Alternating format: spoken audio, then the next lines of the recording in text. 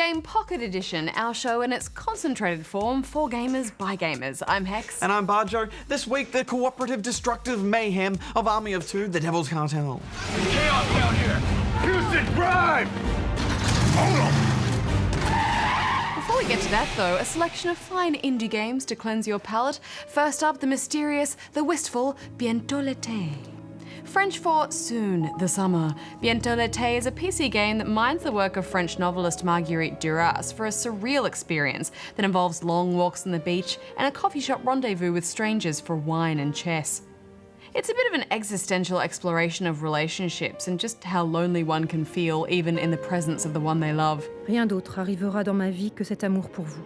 Hex, I'm not a big fan of these walk through an area and experience kind of games, such as Dear Esther or Proteus, but this one I find especially stupid and frustrating because I just feel like there's no direction here, nothing that I can grab onto and understand as a gamer to make any sense of it, and in the end I just found it really funny, not for the right reasons.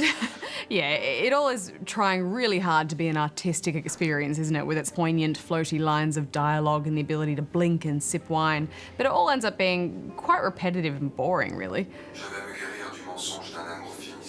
Right at the start, this game tells you to simply just be, and I think I would rather be somewhere else, so I gave this game 2 out of 10 rubber chickens.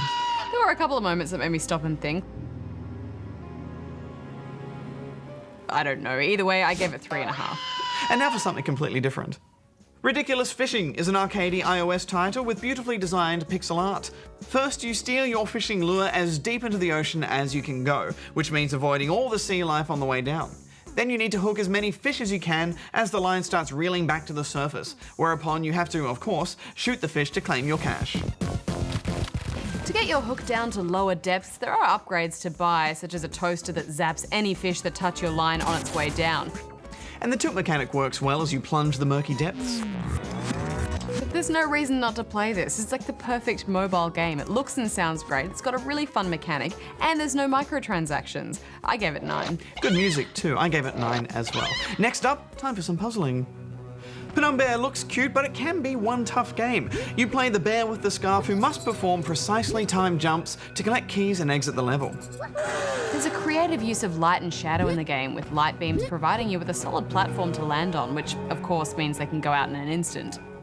I wanted to love this game, Hex, but I found the fiddly controls and the difficulty just made me lose patience with it a bit, so I gave it 5 out of 10. It's not a perfect game, but I was, willing to overlook some of its imperfections because it was such a creative offering, so I gave it 7. Next up, a game we reviewed over on Spawn Point, Incredipede. Incredipede is about finagling only a couple of keyboard keys to make a bizarre organic life form called a quazzle move its way through a level. Utilising momentum, gravity, and some well-timed limb shoves, you clumsily claw your way around, unlocking more and more devious levels as you seek to rescue your sisters. And Hex, this is one of those games which has a simple concept which is executed beautifully, and that leads to some quite compelling gameplay. You can always see the potential for your next turn to be a smidgen better than your last, and attempts are so quick that you can't help but reload and reload and reload. Yeah, but that's actually a point of criticism for me. With some of the levels you know exactly what you're meant to do, but the fiddliness of pulling it off leads to endless retries, which is just annoying. Yeah, I think your own personal tolerance levels will play a large part in how much you enjoy this game, because it will certainly test you. I enjoyed the constant challenge though. And I like that you can create your own quazzle to solve some of the game's problems. So I gave this 8 out of 10. Well, I think my fuse burnt out a little quicker than yours, but I still had, crazy intense fun with this, so I gave it 8 as well. All right, Hex, off to the Ask Good Game desk to answer some questions. Good game! Okay, question time, and this week we'll go with this one from Matt MC, who is in Melbourne, Victoria. Hi, I'm looking for a new game to try. I've been playing WoW for a while and I want something different. I used to really love Commandos 3 Destination Berlin and Company of Heroes. Is there anything new with similar gameplay? Commando, such a classic game. I would love to see a new one of them, Hex. But anyway, Matt, it seems like World War II strategy games are what you're after. And sorry to say, but there aren't many in recent years that I can think of. The most recent one I'd have to say would be Ruse from just a couple of years ago. But that's still a solid option in my opinion.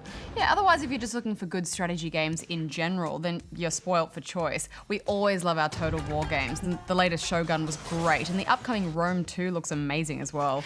And for a couple more modern options, world in conflict and wargame European escalation are definitely worth a look. And of course, there's Company of Heroes 2 coming out in just a few short months. Can't wait to get a hands on that. I'd also definitely suggest giving XCOM Enemy Unknown a go if you haven't already. It's easily one of the best strategy games to come out in years. But if it's a more traditional isometric strategy game you're after, then there's actually quite a lot of games on the horizon. Yeah, crowdsourced projects like Shadowrun Returns, Project Eternity, Wasteland 2, and the Banner Saga are all returning to that classic isometric style that made games like Commando so great.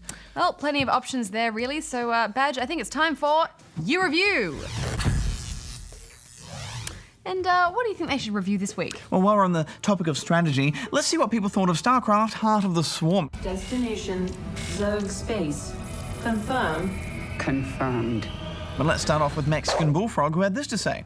I think this game is good, but it's copying WoW too much. Great game though, 8 out of 10. Well, Bullfrog, that's probably the most unique criticism we've heard. I'm not really sure how it's copying WoW. It does have craft in the name though, and fair enough. Yeah. Drew Dewitt here was rather unimpressed, saying simply, horrible, 1 star. Some scathing critique there, Mr. Dewitt. Deadly here also didn't let the Swarm get to his heart and said Starcraft has been the best game, but not this one, 5.5 stars. What I am now is beyond your comprehension. But most of you seem to really enjoy it. First One's Free here says, it's Starcraft, no more needs to be said, 9 out of 10. So I guess our review could have been a lot shorter then, really. Yeah. And Hypericus. Hypericus adds fantastic missions with twists and turns and some real challenges in completing bonus objectives. Mutations are great fun, which add interesting twists on gameplay. Very enjoyable expansion, 9 out of 10. And E. Ronan was equally impressed with some kind words about the multiplayer improvements. The campaign is a little weaker than the first, though Kerrigan as a character feels much more fleshed out than Reyna. The multiplayer is where it really shines, improves on the balance while adding new and interesting units and strategies. It simultaneously raises the skill ceiling for serious players while lowering the entry barriers with better tutorials, more streamlined UI, and unranked matchmaking, 9 out of 10. Well, all up I'd say they liked it, Hex, but on that note we should go back to the studio. Agreed. More things to talk about there. Good game. Army of Two, The Devil's Cartel is a cooperative shooter, and you're part of an organization known as Two. The game begins protecting a politician in a convoy down the dusty streets of Mexico. The less action we see today, the better. Naturally, it all goes wrong, and throughout the rest of the game, you'll be fighting an evil cartel through a series of pretty solid set pieces. Before that, though, you're thrust back in time 5 years to go through one of those familiar and unskippable training missions. This one's easy enough. I hate those. I know how to fire digital guns. I have played games before. Yeah, I know. I mean, I guess it does refresh a pretty solid aggro and cover mechanic, which is particularly useful when there's turrets involved. It's not all about turrets though. The gameplay in this Army 2 is actually quite diverse. I expected to feel like I played this game a million times before, but it didn't really feel like that to me. You know, it rocks along. Does it though? I mean, so many of those clear the area sections really overstayed their welcome, I thought. And often the last goon you have to take down is hiding somewhere, so you spend ages walking around trying to get them to shoot you and give away their positions so that you can find them and then take them out and move on. We're clear. Ah! Yeah, I'm with you on that. That's a pet peeve of mine. You also have to ignore all the dialogue. I mean, these are soldiers with a peculiar set of morals. They want to fight evil and protect the most random of civilians they find in the field. We're here to save you. And it is good that the devs have tried to make them heroic, but any attempt to show some humanity is completely destroyed by all the joking and the laughing right after these brutal murders. There are some exciting action sequences though.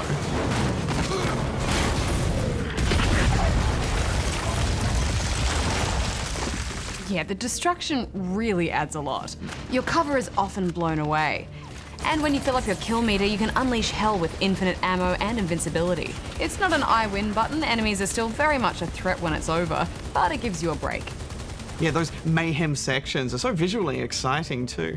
I do feel like the game could look a lot better though if it was just a little bit more grunt, you know, maybe a PC version with some DirectX 11 lighting, because I really like these locations and most of the effects. That fuzz when you're low on health is a bit average though, just a poor design choice I think, and also the HUD's often cluttered up with markers quite a bit. Enemy AI isn't revolutionary, but they provide a solid challenge. This isn't a game that I would choose to play recreationally, to be honest. I mean, it just does so much that needs to change in shooters, and Coming off the back of Bioshock Infinite, it was pretty hard to get excited about this.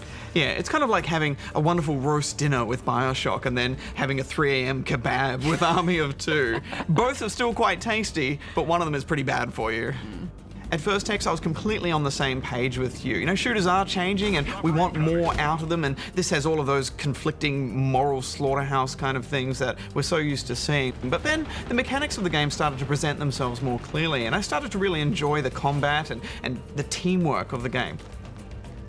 Plus, there are so many mods and tweaks you can do to your weapons, so it was fun working on all of those and finding one that works with you. And they all feel good and sound authentic too.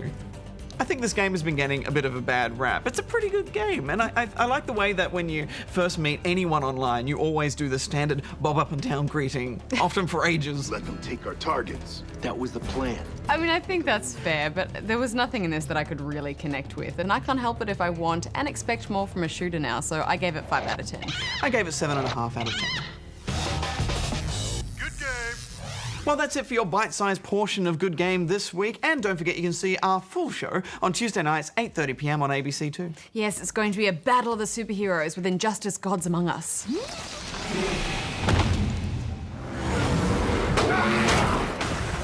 Plus Defiance, which is a multi-platform MMO. Well, until then, may all your games have Batman in them. Barjo out. Hex out. All your games with Batman in them? I can think of 7 games right now that would be better with Batman. What about Skyrim? Bioshock Infinite, Batman Infinite. Skyrim, Batman Skyrim. Batman Skyrim? The Elder Scrolls Batman.